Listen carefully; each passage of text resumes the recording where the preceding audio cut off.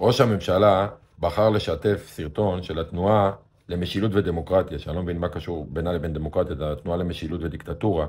דרך אגב, זו תנועה שרוטמן הקים, חשוב להגיד. בכל מקרה, הסרטון הזה שהוא שיתף, שאני אשים בתגובות גם, יש בו 5 טענות. טענה ראשונה, משקרים לכם, ישראל היא כמו רוב מדינות ה-OECD. עזבו שהם חפיפניקים והם כתבו שיש 36 מדינות ב-OECD ויש 38, אבל הם אומרים שב-31 מתוך 36, השופטים לא מעורבים בכלל, ואף אחד לא מעורב, ורק הקואליציה ממנה, וזה כמובן שקר גס.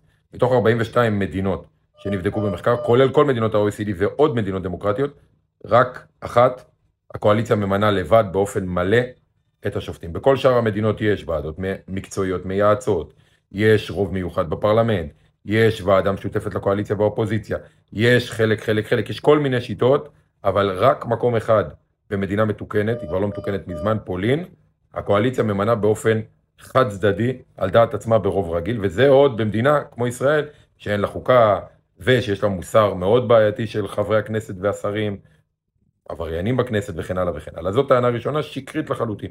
הטענה השנייה, הם אומרים חוקה מגבילה גם את השופטים. מה הקשר? מה הקשר בין זה שאנחנו לא רוצים שופטים פוליטיים, לבין זה שחוקה מגבילה את השופטים? נכון, חוקה מגבילה את השופטים, חוקה קובעת סטנדרט במדינה, ואנחנו רוצים חוקה, כי אנחנו רוצים שיגנו על הזכויות שלנו, כי אנחנו רוצים שנעשה הפרדת דת ומדינה, וכן הלאה וכן הלאה. ולכן זה שקר והרבבתם את זה סתם בלי קשר, זה הטענה השנייה. הטענה השלישית, בבית המשפט העליון יש חבר מביא חבר. שקר גס, כבר שנים זה לא קורה, זה היה בשנות ה-80 אולי, וה-90 זה כבר שנים לא קורה, יש איסור מוחלט על מינוי של קרובי משפחה בכלל בכל המערכת משפט, לא רק בבית המשפט העליון. השופטים האחרונים שנכנסו, כל 10 האחרונים, לא חברים של אף אחד. אם כבר יש מישהו אחד חבר, זה אשתו של שטייניץ שמונתה לשופטת, היא היחידה שאיכשהו אפשר להאשים אותה בנפוטיזם, למרות שאני באמת מאמין שהיא לא נבחרה בגלל זה. בקיצור, עוד שקר.